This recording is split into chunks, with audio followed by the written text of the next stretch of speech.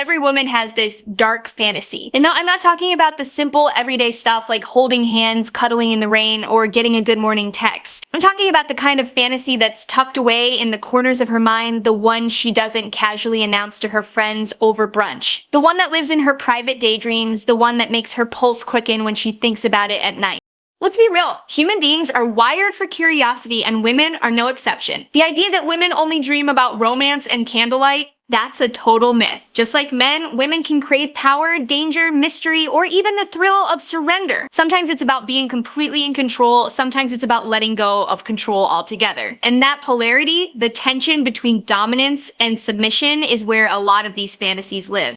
Now here's the interesting part. These dark fantasies don't necessarily mean violent, dangerous, or harmful. They're dark because they cross the polite boundaries of everyday life. In real life, women are expected to smile, to behave, to be sweet and accommodating. But inside the mind, that's a playground. A woman might imagine being pursued with intensity, being wanted so much that someone can't resist her. She might dream of being in a situation where the rules don't apply, where she can be raw, messy, shameless. That freedom is intoxicating. And here's the twist. Many women don't even want to act these fantasies out, exactly as they appear in their heads. The fantasy itself is enough. It's the imagination, the what if, the forbidden nature of it that makes it so powerful. Acting it out might be too intense, too complicated, or even just not practical. But thinking about it, that's safe, that's thrilling, that's hers. Some women fantasize about being completely taken care of, not lifting a finger, letting someone else call the shots. Others fantasize about turning the tables, being the one in charge, the one who commands, the one who makes the rules and gets absolute devotion. Some women fantasize about strangers, some about exes, some about people they've never even spoken to. The details vary wildly, but the common thread is this. In those fantasies, there's no shame, no judgment, no performance, just pure desire.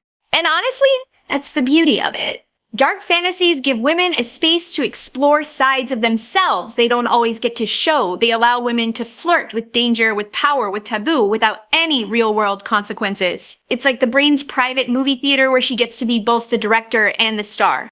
So the next time someone assumes women only think about candlelight and roses, remember this. Every woman carries something wilder inside her, something untamed, something thrilling, something a little dangerous. And that doesn't make her strange. That makes her human. Because at the end of the day, dark fantasies aren't just about sex, they're about freedom. So let's get real for a second. When we talk about women's dark fantasies, people love to twist that into something scary, dangerous, or even immoral. But the truth is, these fantasies aren't about violence or real danger at all. They're about freedom. They're about stepping outside the boundaries of everyday politeness and shaking off the chains of expectation. Think about it. In everyday life, women are constantly navigating what they're supposed to be. Supposed to be sweet, supposed to be kind, supposed to be responsible, supposed to hold it together, play nice, smile politely, and never take up too much space. It's like living in a role you didn't even audition for, one that society cast you in before you could walk. And while women may excel at playing that role in daily life, their imaginations don't follow the same script.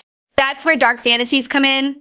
Inside her mind, a woman doesn't have to say please and thank you. She doesn't have to make sure everyone else is comfortable. She doesn't have to keep the world running smoothly. In her fantasies, she gets to break the rules, color outside the lines, and unapologetically center herself. She can be messy, reckless, greedy, or completely submissive if she wants. She can be powerful and demanding. She can be weak and vulnerable. She can be whatever the hell she wants without someone wagging their finger or calling her too much. That is what makes these fantasies so intoxicating. They are safe little worlds where freedom isn't negotiated, it's automatic. Now, let's take this deeper. Why do so many women gravitate toward fantasies that flip the script on their everyday lives? Simple. Because what you're deprived of in reality is often what you crave most in your imagination. Think about someone who spends all day being in control at work. They make decisions, manage deadlines, boss people around, and wear the mask of authority.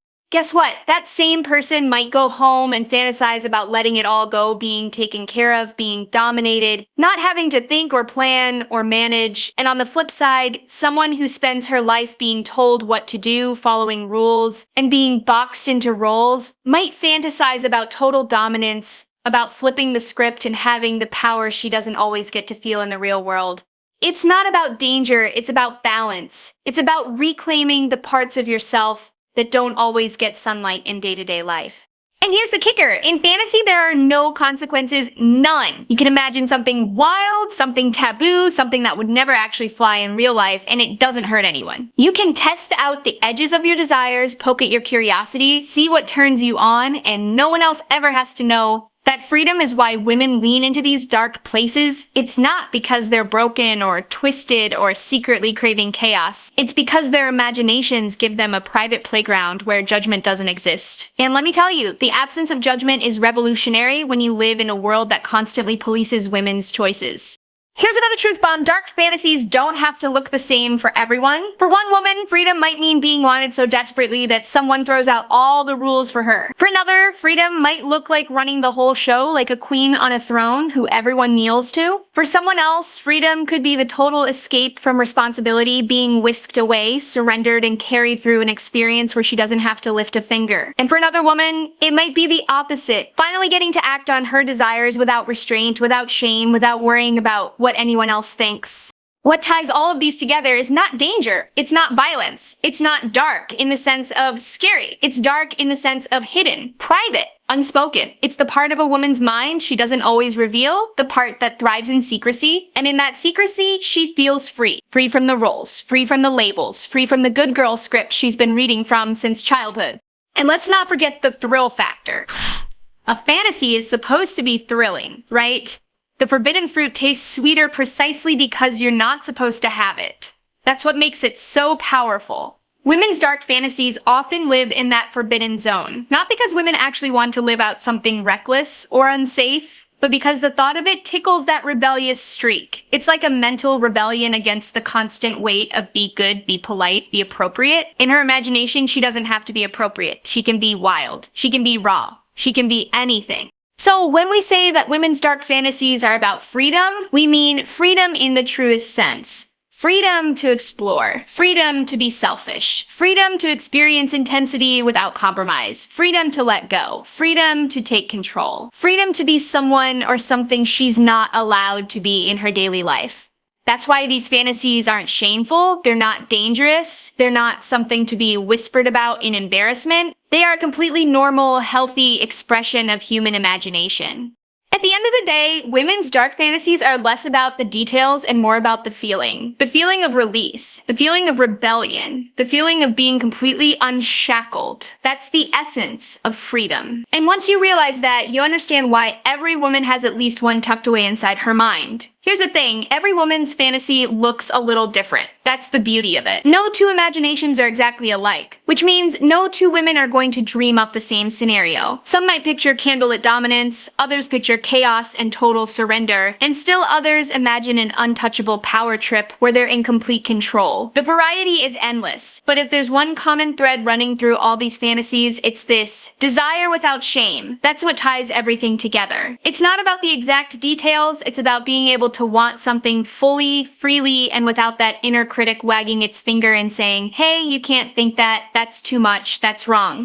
Let's break that down. Society has a long history of teaching women to be ashamed of their desire. From the time their little girls are told to sit pretty, be nice, don't be too loud, don't be too needy, and for the love of God, don't be too sexual. Women are taught that wanting too much is a problem. Wanting attention, you're desperate. Wanting sex, you're slutty. Wanting power, you're intimidating. The message is clear. Desire makes you wrong. So is it any surprise that so many women tuck their wildest, rawest wants deep into their imagination? Fantasy becomes the one safe space where no one can judge them.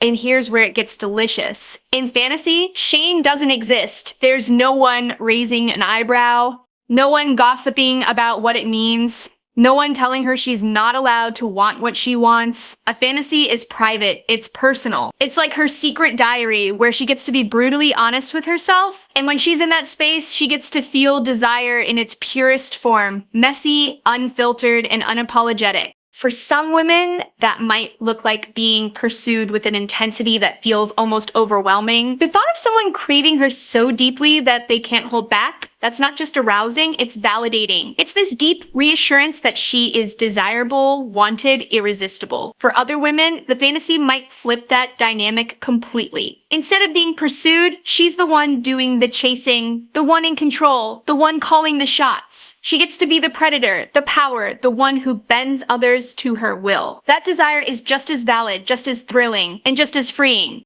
But again, the specifics don't matter as much as the freedom from shame. That's what makes these fantasies powerful. When women step into their imagination, they don't have to justify anything. They don't have to explain why they like what they like. They don't have to water it down so it feels more acceptable.